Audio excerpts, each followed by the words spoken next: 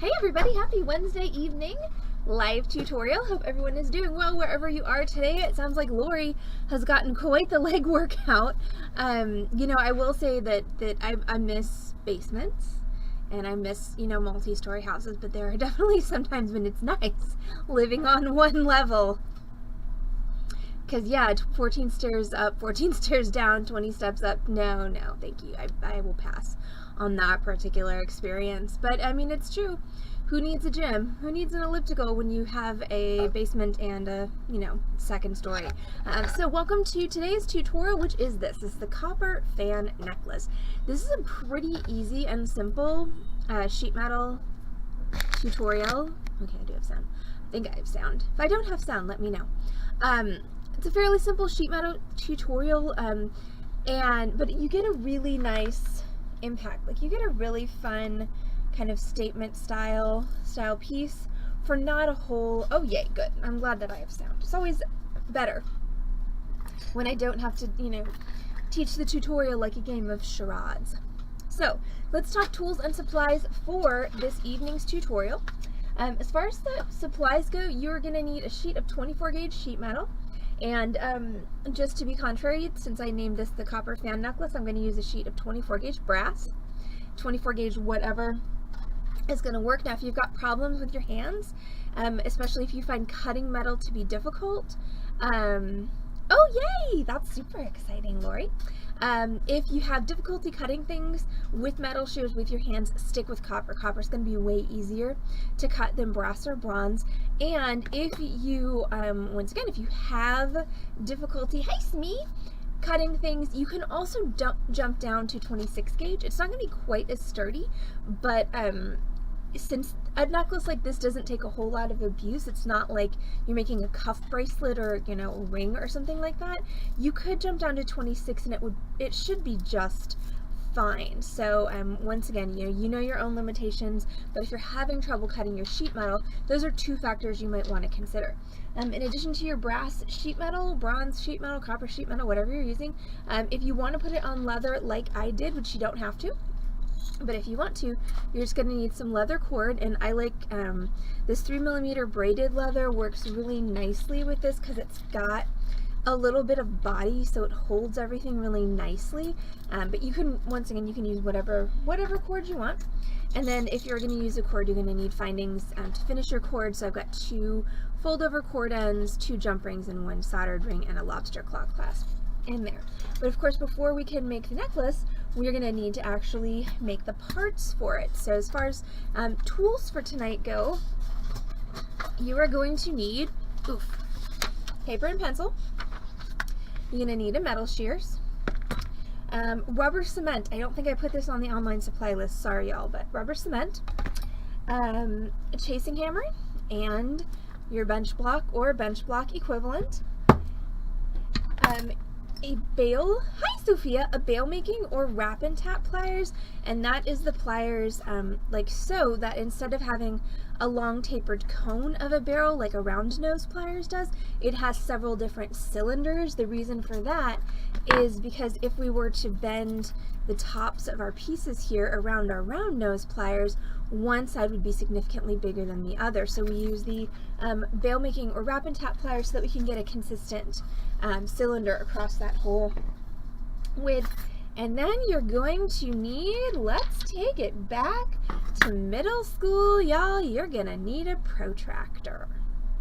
Okay, now you don't actually need a protractor, but eyeballing something like this is at least beyond my capabilities of eyeballing.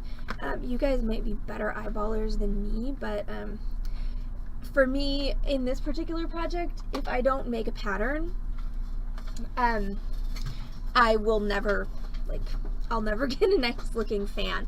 And it is called a fan because that is actually the jewelry term for this type of arrangement where you've got pieces that actually fan out and make basically a semicircle on your neck. So I'm going to take my protractor, and I just have a piece of white copy paper, and I'm going to take my protractor and I'm just going to trace around the bottom of it, and then I'm going to bring it up And this part I am eyeballing, so I'm coming up about, you know, 3 inches or so, and I'm going to trace around the inside of my protractor. So I have this. So this is the base of my fan. Now I'm going to find the middle, which I can do pretty easily because once again, I drew on my protractor, so I'm just going to line that back up. So there's my 90 degrees, that's my middle. And, haha, I don't think I moved it straight up, did I? I don't think these line up. Good job, Allison. Let's try that again. Take 2.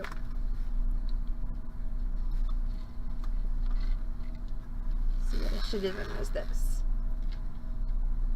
Mark my 90. And then go straight up from that.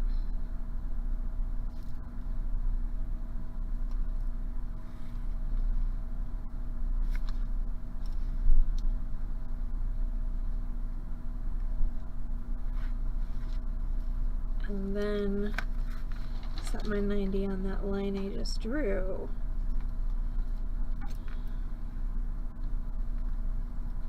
To trace this.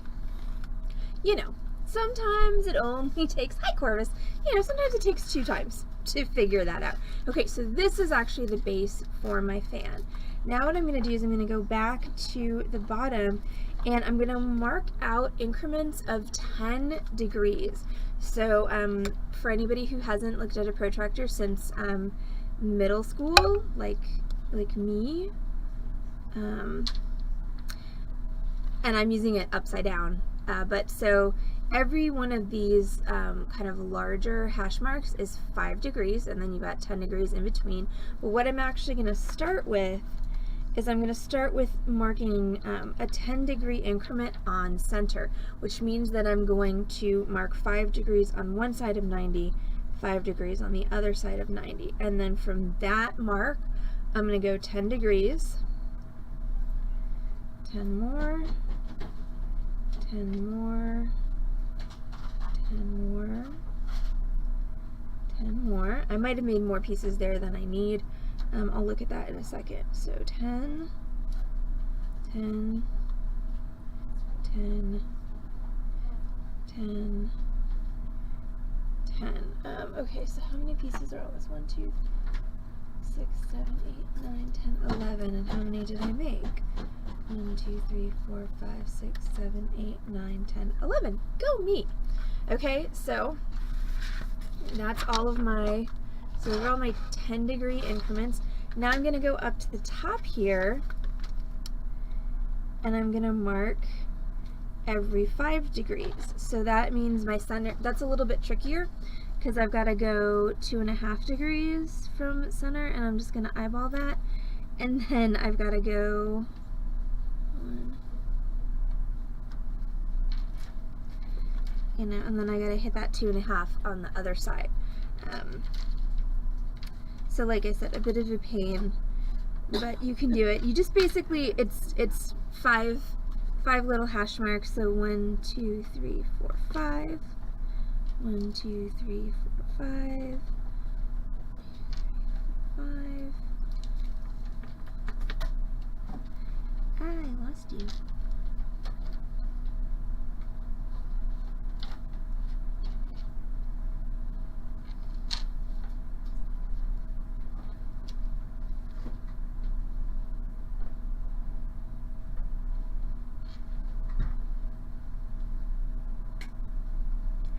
Alright, and even if you don't stay completely consistent, it's okay.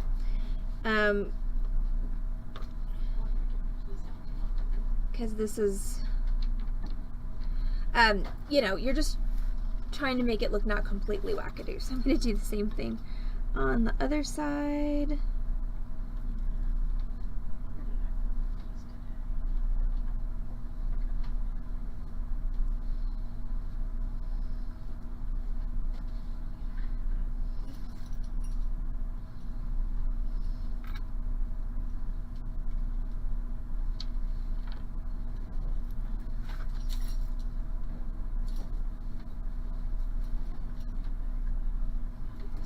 7, 8, 9, 10, 11. Okay, so I don't need these two. Those are extraneous. So now I'm going to go ahead and I'm going to connect my lines. So you can start on the outside or you can start in the center. It's up to you. I'm going to go ahead and connect.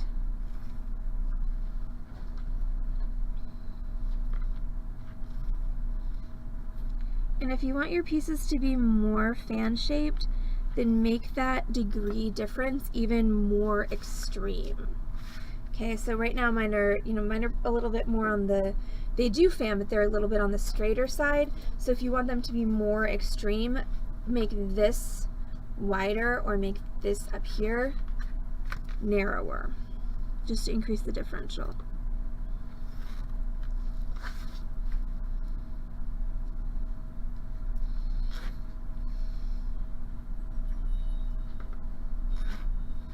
Okay, so there's half my fan.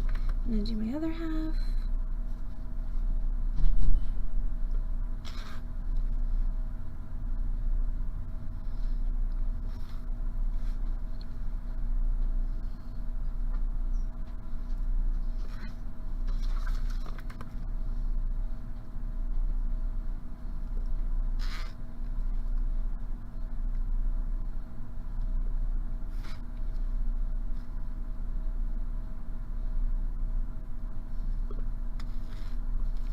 Okay, so that's my pattern, and I'm just going to go ahead and erase this middle line because this is, well, okay, apparently I'm going to remove accidentally the, wow, and then I'm going to dump all the lead out of my mechanical pencil because apparently that's the kind of night I'm having tonight. But anyway, what I was doing when I did that is I'm just going to erase the center line because this is not a cutting line and I don't want to inadvertently cut on that line because that's going to mess up my fan, because instead of one nice centerpiece, I'm going to have two kind of weird wacko pieces. So now I'm going to take my pattern, which, so my pattern is this area right here. So it's this curve, down this side, around this big curve, and then up this side. So I'm going to take that, and I'm going to just cut the pattern out of my paper. I'm not going to cut the individual lines, I'm just going to cut along the outsides.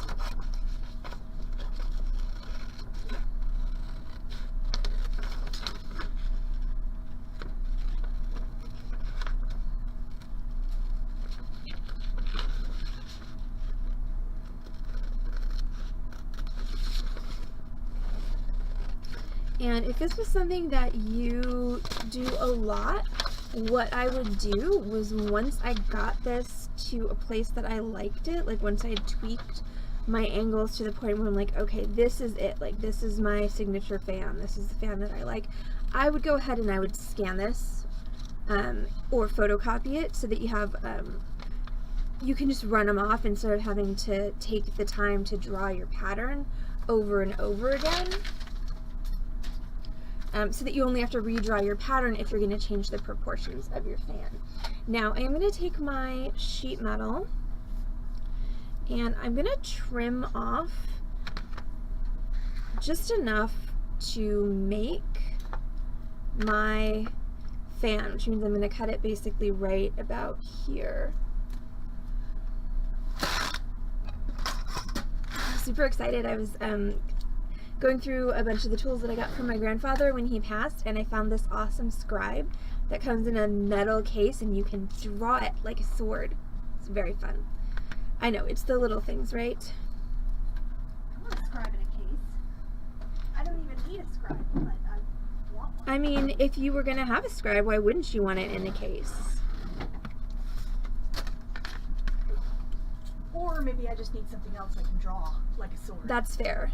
Besides the sword. Especially, I mean, and it's even got a pocket clip, so you can have it in your pocket, and then you can just whip forth your scribe. Wow. See, And use it to gesticulate at people dramatically. I don't have big enough pockets for any swords. Okay, so the reason I'm cutting here is just because it's way easier to cut the more detailed parts of the fan if you're working off of a smaller piece of metal. It's a huge pain to cut when you have a piece of, you know, metal that's, you know, I mean, this is almost a full 6x12 sheet, so the thing's almost 12 inches long. It's just unwieldy. I am using a metal shears, and that's one reason why I did choose to do the project in 24 gauge. If you wanted to use a saw, you could actually go thicker. You could go to like a 22 gauge. But 22, and you can cut 22 gauge with a saw, but holy hell, is it difficult. All right, I just want to make sure that that piece is now mostly flat, and be careful when you cut, because a lot of times if you cut from both sides like I did, you'll get those little sharp pieces. Okay, those will stabify you, so make sure that you are careful of those. And I'm going to take my pattern, I'm going to flip it over to the wrong side, and I'm going to grab my rubber cement. So the reason that I use rubber cement for this is because it will adhere your pattern to your metal, but it will also peel off your metal very cleanly and not leave any residue behind. So I want to give the back of this a good coating with rubber cement. I'm not trying to like drown the poor thing in rubber cement. Like, I don't want it to be gloopy, but I want the whole thing to be covered, especially the edges. And if I were smart, I would have kept my yes, Corvus knows of what I speak.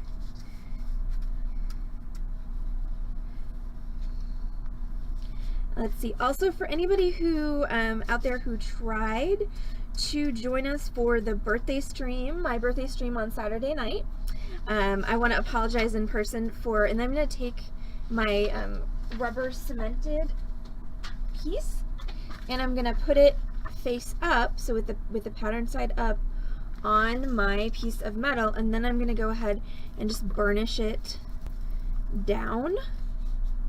If you have a bone folder handy, you can actually use a bone folder to burnish it. If you don't, you can just use your fingers. Corvus wants to know, is rubber cement better than a glue stick for gluing paper to metal? I prefer it. I think it holds better and it still peels away with no residue, so it is my preferred method of gluing paper to metal. But anyway, so anybody who tried to check in on the birthday stream on Saturday, I want to apologize. The quality of the stream on Saturday was not good because we did not have sufficient bandwidth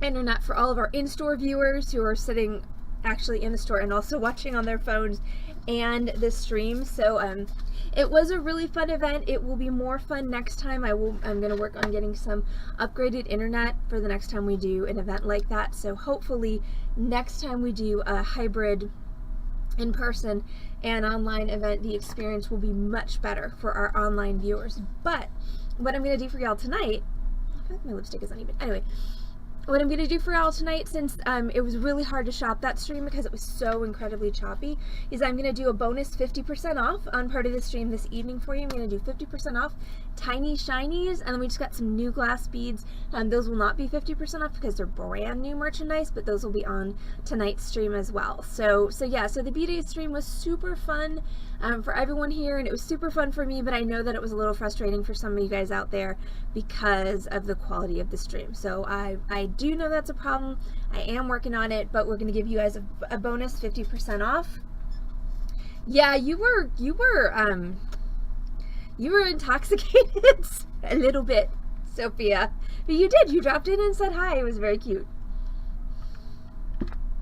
So anyway, so don't give up on us with our hybrid events. You know, it's like you never know you have a problem until it happens, and so now we're gonna work on that problem for next time. All right, at this point, my rubber cement is dry enough. It's sticking my metal to, well, thank you. I had fun with y'all too. It's sticking my paper to my metal. So now what I'm gonna do is I'm just gonna use my shears and I'm gonna cut. And I think I'm gonna do basically the same way that I did on the paper. I'm gonna cut around the outside of this, and then I'm gonna cut on all my lines. Oh, I bet. Yeah, 6-hour drives after overindulging. Well, I mean, 6-hour drives are never fun. Then you add in the, not overindulging, but the indulging in certain substances, and it just makes the whole drive just take, it seems like it takes twice as long, and you're like 5 times more miserable.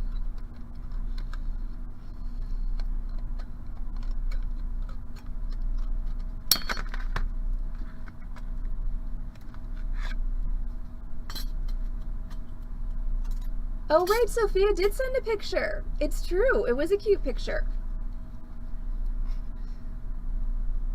She only sent it to Header, though.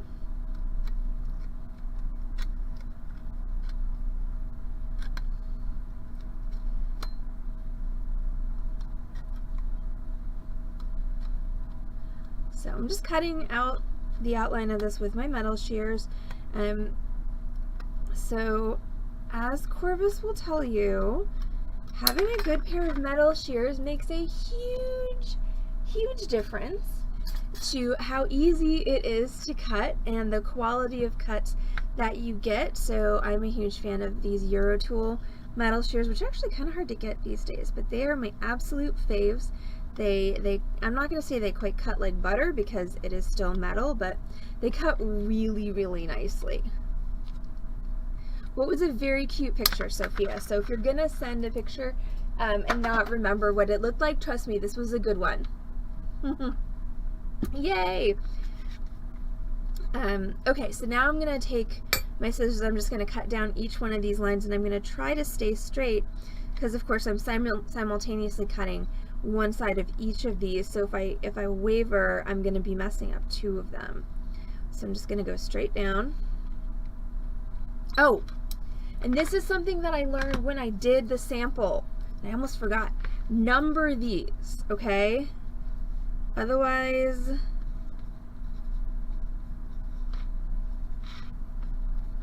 you're gonna be like playing a puzzle piece with them, like, wait, which one goes where? So number your pieces. It's gonna make your life a lot easier.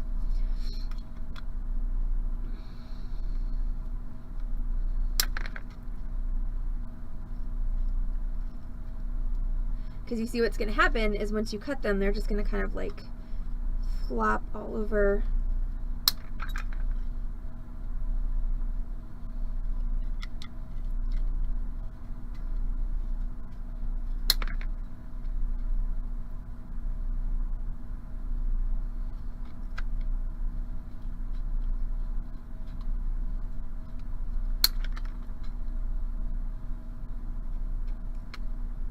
Okay, so this is my center one, so that's why I erased my center line, because that is not a cutting line. And yes, the snips are Eurotool, and I think that they probably will come up if you search under metal shears rather than tin snips. But yeah, Eurotool. These silver ones are one of my favorite, I mean literally my favorite brand that's out there.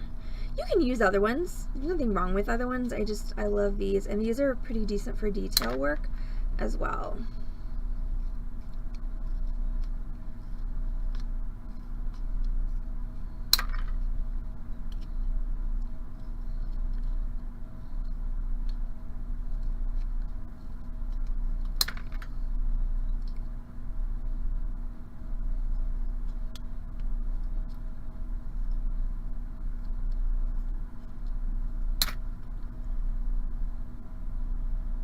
And all right, and one more.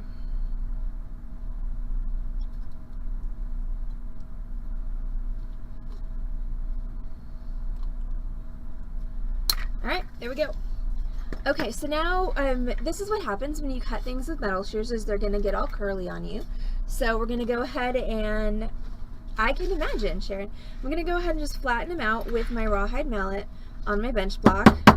So I'm just gonna put them with the curve facing towards the block and just give them a little pounding to make them flat.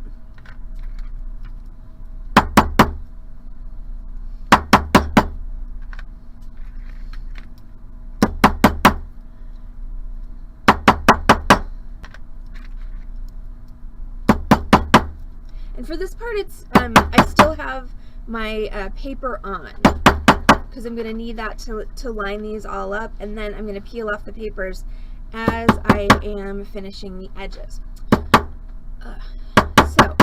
As far as finishing the edges go on this, I'm just going to keep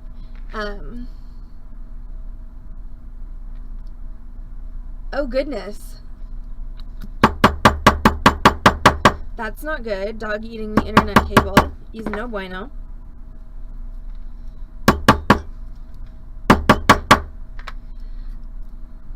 So as far as finishing the edges of this, I'm going to do a hammer finish on all the edges. If you don't like the way that looks, you can totally sandpaper and steel wool your edges. Okay, Sophia, why did you bring a crochet project to a bachelorette party? Now I want to know.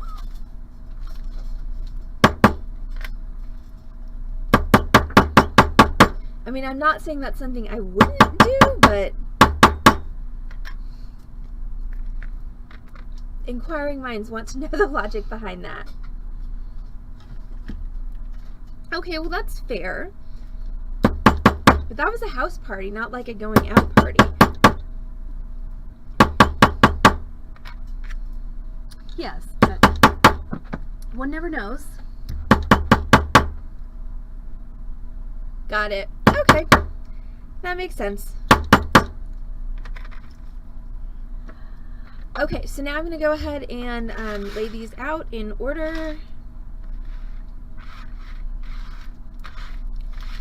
And once I peel the paper off of them, they're no longer obviously going to be numbered. So after this point, it's kind of important that you keep them in order, but it's not that difficult after this point.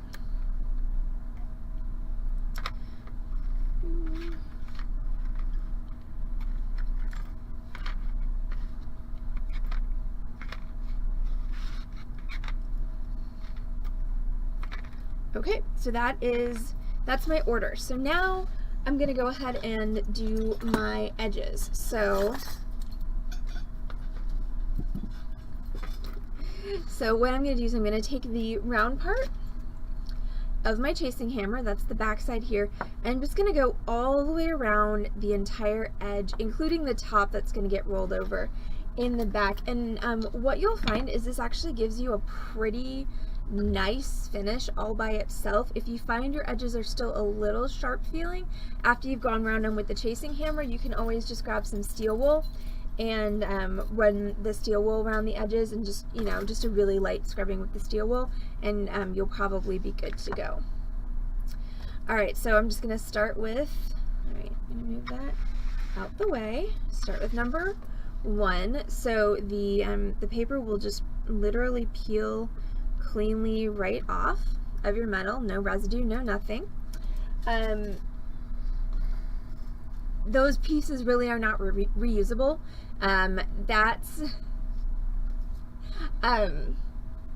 That's why I suggested, if this is something you're going to do a lot, scan it or make a photocopy of your pattern. Alright, so now I'm going to be hammering metal on metal, so if you need to turn the volume down, now's the time to do it. Just going to take the round side of my chasing hammer and make sure that you know what is the top of your project, because it does look like there is a right side and a wrong side to this. Like, this is what the right side looks like, this is what the wrong side looks like. So you do want to make sure that when you pick up your pieces from your layout that you keep them face up.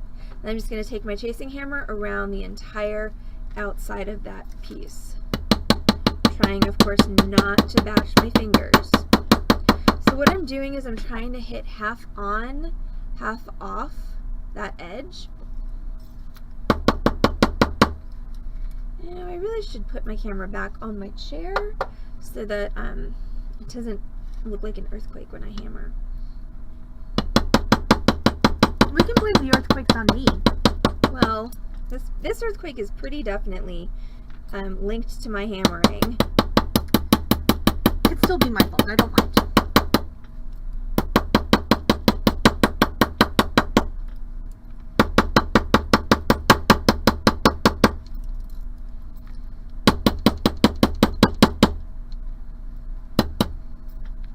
Again, don't itch fingers. It's a small hammer, it still hurts.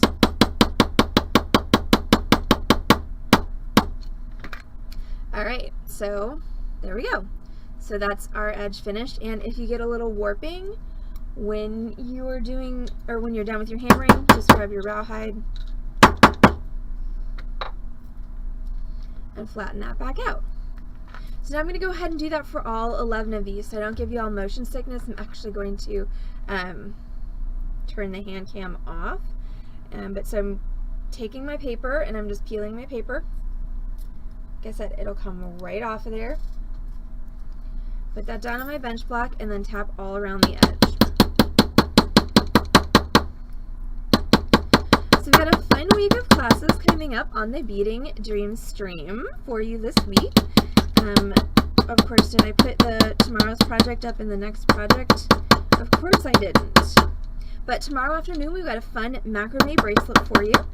And then tomorrow evening for Torch Thursday, I'm doing a really cool modern setting for an emerald cut.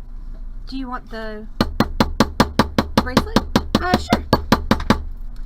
It is a really cool macrame bracelet. I love it. And then Friday is going to be Freeform Friday, so I don't quite know what I'm going to do for that. I'm going to be doing that one probably from home, so it's not going to be a torch one. On Friday, it'll be something else. And, you know, we can help you with that, Corvus. We can get you a metal hammer. But yeah, this is the macrame project for tomorrow afternoon, the noon stream. So it's a really fun one, and it's actually pretty darn easy. So that's tomorrow noon, and then tomorrow 6 p.m. is a Torch Thursday class. Friday's freeform, and then Saturday is a no solder fabricated, or actually technically it's forged ring. So it's a full band ring with a little stone set in it with no soldering, no torches.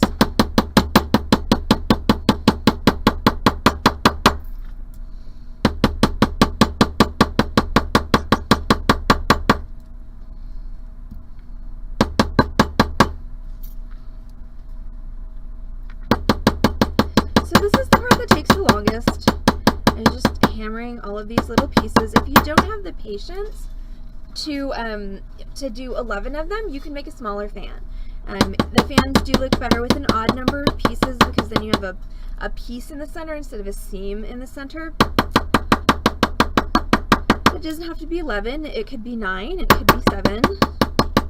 The fan pieces themselves could be bigger or smaller, and like I said, you can change the angle to get more of an extreme fan look to it as well. So when I'm picking these up now and putting them down, I'm making sure, number 1, to keep them face up, number 2, to keep them in order.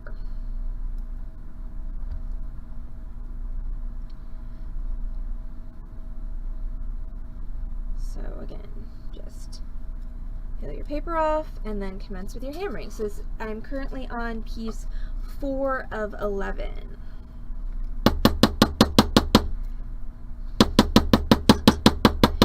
Now conversely, you could hammer more than just the edges as well if you wanted to. You don't have to stick to just hammering the edges of your piece. You could hammer the whole thing if you want to. You could do something cool like hammer, you know, the entirety of every other piece. You could texture these with a texturing hammer. There's so many things that you can do. I'm just showing you the very, very basics, off of which, you know, you can totally riff. Yes, exactly. It's a good project for when you have had a frustrating day.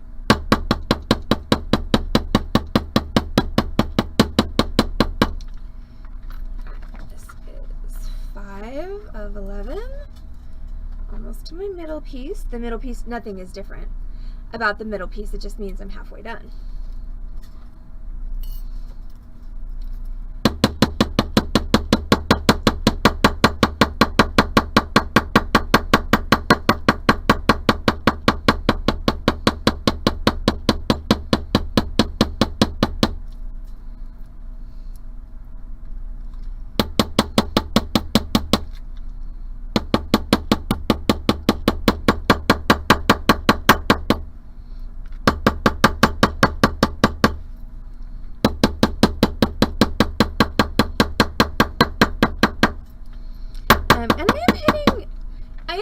Pretty, I mean, I'm not wailing on it, but I'm hitting hard enough, you know, to completely deckle the edges of that. So don't be afraid to actually like hit with your hammer. I promise you're not going to break your metal. You might break your hammer, but you probably won't do that either.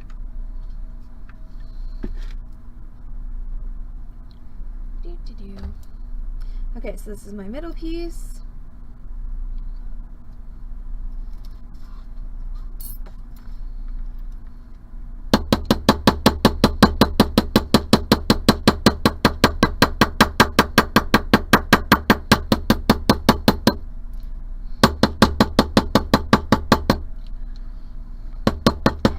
Alright, so once again, to anyone who is just joining us, I'm working on this piece, which is our copper fan necklace. I'm about halfway done with the hammering on the edges, and then I'm going to show you how to put it all together.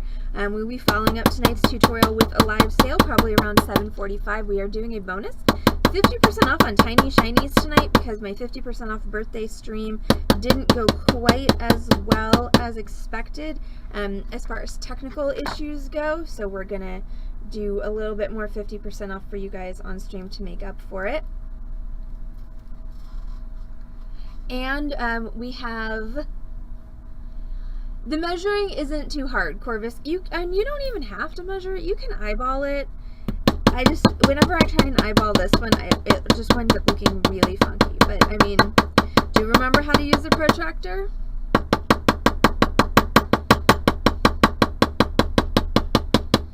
You don't even really have to use it the way that we learned to use it in school. You just need to mark out the degrees.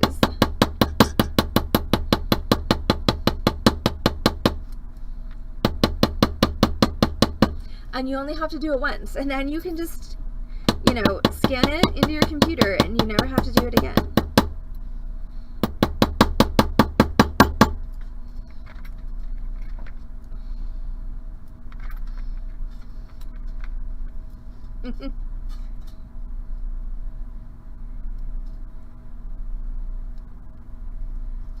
Alright, this is piece 8 of 10.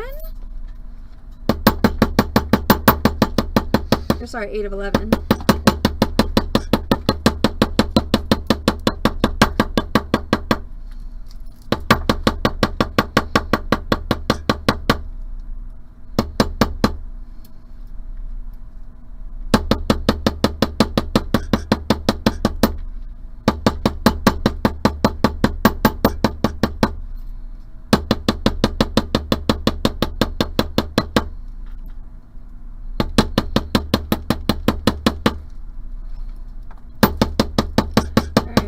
To go.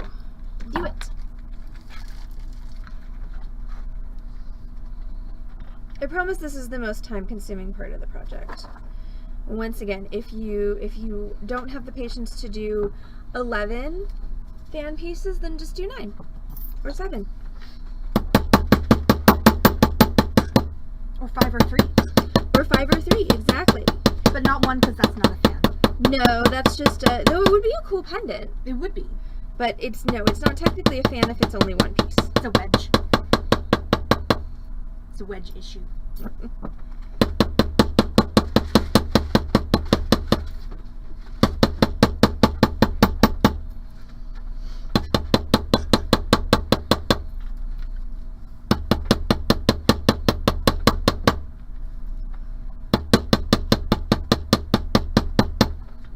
All right, 2 more.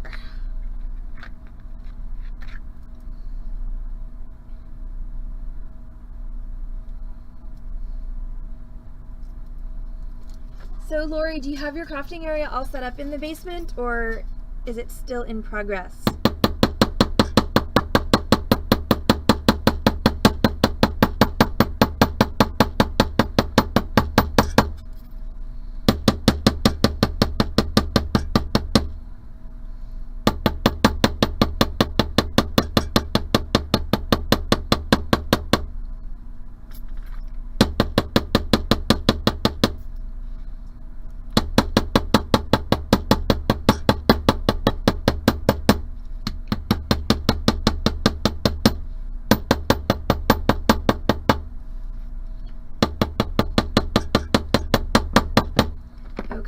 And last one, yay! Oh, yes. Finally did some sorting in my craft room this morning. Started going through boxes, just all of the Doom boxes of crafting stuff from all of my various moves. It's like things I haven't seen in years. I want to do that.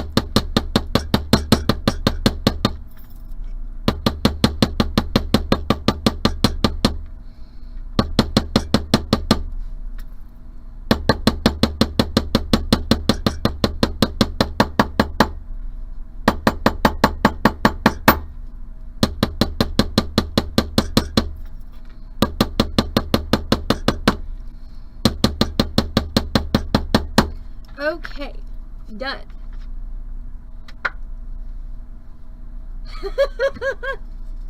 I am very insulted, Sophia, that you didn't send me a drunk picture on my birthday. I was very sad that Heather got the drunk pic and not me. But I did share it immediately. She did share it, so I actually let you look at it first. So I did get to see it, so it's okay. You're forgiven. Okay, so now we're going to go ahead and just curl these over. So we're going to take our bail making pliers. Which one of these you choose depends on what cording you're using. I'm going to use the fattest one because I'm going to use that 3mm leather, and I'm just going to grab that in my pliers. You can see it right in there, and I'm just going to roll it over like so to make a loop. And you do want to make sure that you've rolled it over completely so that loop is closed in the back so the metal is touching the metal. And I'm just going to go around. I'm going to do that on all of them.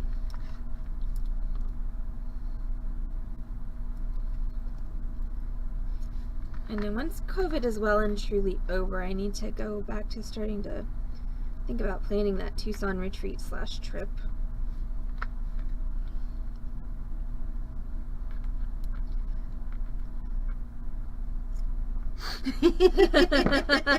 That's fair. It's true.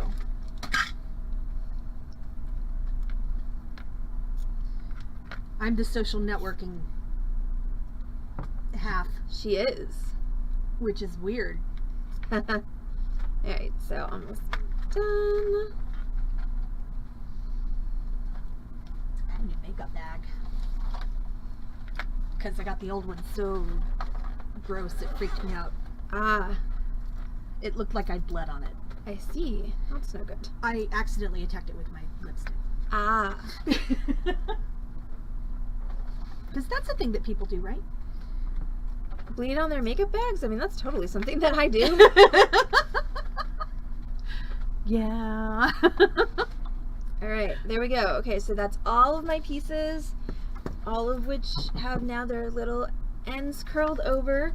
So now I'm going to grab my leather and just thread them all on.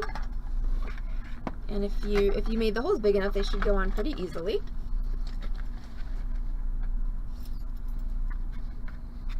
Heather can't always be relied upon to share fun pictures. It's my favorite thing. Besides sleeping, I think. Making sure other people get to laugh or enjoy.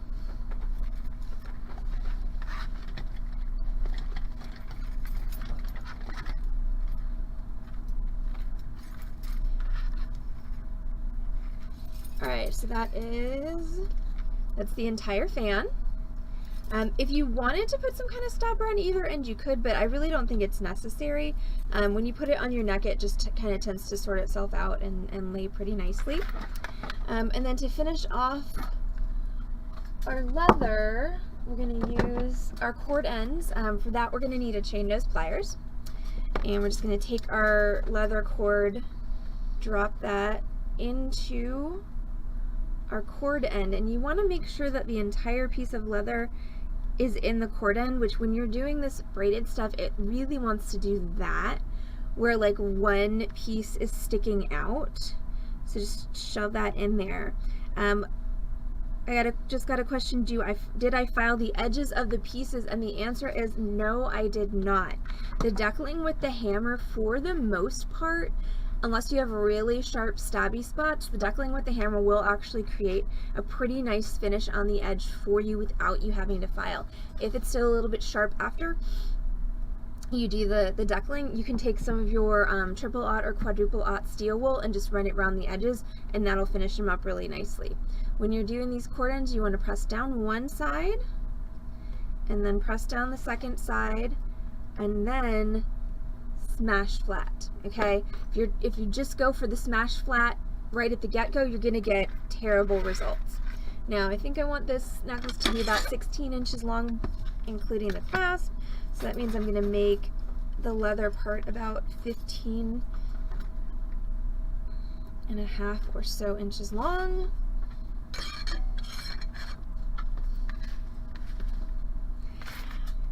And I'm gonna just trim and grab my other cord end